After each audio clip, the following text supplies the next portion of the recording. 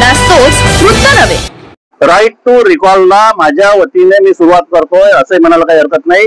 आणि आपण निवडलेल्या प्रतिनिधीचं काम समाधानकारक नसेल तर त्याला बोलवण्याचा अधिकार त्याच निवडणाऱ्या जनतेला असला पाहिजे असं माझं ठाम मत आहे. आणि त्या दृष्टीने मी एक पाऊल आता या छोट्याशा माध्यमातून टाकत आहे. नगर परिषद निवडणुका या नात्या कारणाने गाजताना दिसत आहेत. रॅली, सभा, गृहभेटी, कॉर्नर मीटिंग अशा विविध कारणांनी निवडणुकीत रंगत आली असताना वर्धाच्या सिंधी रेल्वे येथे निवडणूक रिंगणात एक अपक्ष उमेदवार जाहीरनाम्यात टाकलेल्या प्रतिज्ञेमुळे चर्चेत आलाय. आपल्या जाहीरनाम्यात या उमेदवाराने आपले नगरसेवक म्हणून निवडून आल्यावर काय करणार याची तर यादी दिलीच, पण ही कामे पूर्ण झाली नाही तर आपण स्वतः दोषी ठरणार असल्याचे देखील सांगितले. आणि त्यासाठीच ही अजेंडामधील प्रतिज्ञा लक्ष वेधून घेते आहेत. नेमके या प्रतिज्ञेत काय दडले तेही पाहूयात. मुख्याने मी सांगितलेलं आहे की माझ्या प्रभागामध्ये 1083 मतदार आहे वोटर यादीनुसार. त्याच्यातील जर का माझं काम जर का 1 वर्षात लोकांना समाधानकारक वाटलेलं नाही तर त्यांनी 60% लोकांनी, एकूण मतदारापैकी 60% लोकांनी निवेदन जर का नगर परिषदेला दिलं आपल्या सैनिशी की बा अमोल सोनटक्के उमेदवार निवडून आल्यानंतर की यांचं काम मला समाधानकारक वाटत नाही तर आम्ही आमचा राजीनामा सुद्धा देऊ, असा सुद्धा मी माझ्या जाहीरनाम्यामध्ये स्पष्टपणे उल्लेख केलेला आहे. मुख्याने मला हे सांगा असं वाटतं की एकाही जनतेने मला क्रॉस क्वेश्चन केलं नाही. माझा जाहीरनामा जेव्हा मी प्रसिद्ध केला की बाबा तू तो अपक्ष उमेदवार, सत्ता बीजेपीची राज्यात केंद्रात, तू जे सांगतो ह्या ज्या घोषणा केलेल्या जाहीरनाम्यामध्ये की या घोषणा तू कशा पूर्ण करणार आहे याबद्दल एकाही नागरिकाने किंवा कोणीही मला प्रश्न विचारला नाही. त्याच्यामुळे आपल्या माध्यमातून मी जनतेला हे सांगू शकतो की जनता जनार्दन सर्वात मोठी असते. त्यासाठी कुठल्याही राजकीय नेत्याची गरज नाही. राजकीय नेता आपला हे माध्यम असतं किंवा आमदार, खासदार किंवा आणखी प्रशासन हे आपलं माध्यम असतं आपल्या समस्या सोडवण्याचं. ते त्यांचं काम आहे. पण त्या सोडून कशा घ्यायचं हे सर्व आपल्यावरती आहे. आपल्याला जर का आठवत असेल की एवढा मोठा देशामध्ये मोदी साहेबांनी कायदा बनवला होता शेतकरी विरोधी, त्यावेळेस पंजाबची जनता रस्त्यावर उतरली आणि तो कायदा शेवटी त्याला नतमस्तक होत केंद्र सरकारला रद्द करावा लागला. तेच माझं हिशोब आहे की पहिले मी समस्या शासनापर्यंत पोहोचविल आणि शासनाने जर का ऐकलं नाही तर लोकांना रस्त्यावर घेऊन उतरील आणि आपल्या जाहीरनाम्यामध्ये ज्या समस्या टाकलेल्या आहेत त्या मी पूर्ण करून घेईल.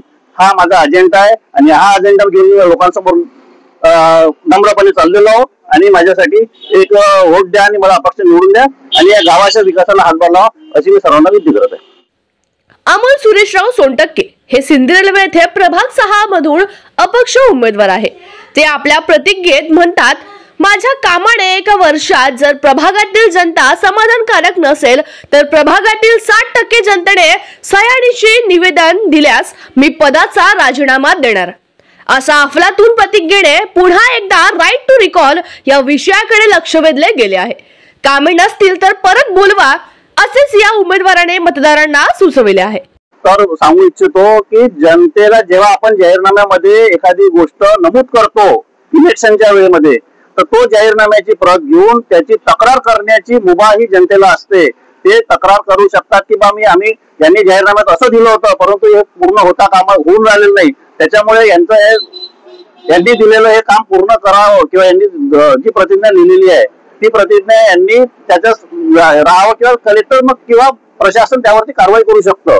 त्याच्यामुळे आणि हे अफलातून आयडिया सुचण्याचं कारण असं की बरेचदा आम्ही पाहतो काम करत असताना की लोक एकदा नगरसेवकाला किंवा कुठल्याही व्यक्तीला निवडून देतात आणि तो कार्यशून्य असतो. लोकांकडे 5 वर्ष त्याला त्याचं सहन करण्याशिवाय त्याला झेलण्याशिवाय काही उपाय राहत नाही आणि शेवटी ते लोक हतबल होतात, त्याला शिव्या घालतात परंतु त्यांच्याकडे उपाय नाही. म्हणून माझी एक कन्सेप्ट होती की जसं लोकांना पाठवण्याचा अधिकार आहे पण त्याचं काम समाधानकारक नसलं तर त्याला वापस बोलवण्याचा पण अधिकार लोकांकडे असावा. ही सुद्धा पण तुम्ही अशी कायद्यात तरतूद नाहीये ऍक्च्युअली. म्हणून मी माझ्या वतीने पुढाकार घेतला की बा लोकांना माझं काम समाधानकारक नसेल वाटेल तर मी स्वतःहून राजीनामा देईल आणि हे जाहीररित्या मी सांगतोय आणि जाहीररित्या ते माझ्या जाहीरनाम्यात मी लिहिलेलं पण आहे. मी अमोल सुरेशराव सोनटक्के नगर परिषद सार्वत्रिक निवडणूक 2025 प्रभाग क्रमांक 6 मधून नामापूर यासाठी रिझर्व्ह असलेल्या प्रभागातून मी निवडणूक लढवत आहे आणि मी अपक्ष म्हणून आपली उमेदवारी दाखल केलेली आहे. आणि या गावामध्ये बऱ्याच समस्या आहेत. त्या समस्या लोकांसमोर ठेवून त्या पूर्ण करण्याचं आश्वासन देऊन मुदतीत पूर्ण करण्याचं आश्वासन देऊन मी निवडणुकीला सामोरं जात आहे. त्यामध्ये प्रामुख्याने मी माझं पॉम्पलेट छापलेला आहे, जाहीरनामा छापलेला आहे. त्याच्यामध्ये मी केलेल्या कामाचा उल्लेख केलेला आहे. बरेच कामं केले, कामा इतके होते माझे की माझं ते कामं लिहिले असते तर त्या पॉम्पलेट कदाचित अपुरं गेलं असतं. त्याच्यामुळे मी मोठे मोठे ठोकळ मानाने जे कामं केले त्याचा उल्लेख केला आणि मी काय करणार आहोत याबद्दल सुद्धा त्याच्यामध्ये उल्लेख केला. त्यामध्ये प्रामुख्याने आमच्या इथे जी भेडसावणारी समस्या आहे, आमच्याकडे 6 दिवस नळाला पाणी येत नाही. 5 ते 6 दिवसांनी प्यायचे पाणी मिळते. त्यामुळे पूर्ण शहरवासी, महिला वर्ग हे सर्व प्रामुख्याने इतके त्रस्त आहे की त्याची कुठली हद्द म्हणजे हद्दच्या बाहेर गेलेला त्रास त्यांना तो नाहक त्रास सहन करावा लागतो. परंतु याकडे आतापर्यंत कोणीही लक्ष दिलेलं नाही. अनेक नगरसेवक, नगराध्यक्ष, राजनेते, सर्व पक्षाचे सर्व लोक आले, परंतु ही समस्या मागील 8 ते 10 वर्षापासून सिंदीकरांना भेडसावत आहे. याबाबत कुठलंही त्यांनी नियोजन करण्याचं किंवा आतापर्यंत ती समस्या सोडवण्याचं साधं औचित्य साधलेलं नाही. त्यामुळे ही योजना इथे एक नवीन पाण्याची टाकी व पूर्ण गावामध्ये पाईपलाईन ही योजना शासनाकडून मंजूर करून आणून दररोज आपण पाणी देण्याचं आश्वासन आमच्या जाहीरनाम्यामध्ये मी दिलेलं आहे आणि ते आश्वासन 1 वर्षाच्या आत आम्ही पूर्ण करणार असा मी त्या माझ्या जाहीरनाम्यामध्ये उल्लेख केलेला आहे. त्यानंतर सिंदी हे एक नगर परिषदेचं गाव आहे, परंतु या ठिकाणी पाहिलं असता आरोग्याची समस्या अशी आहे की सिंदीला फक्त प्राथमिक आरोग्य केंद्र आहे.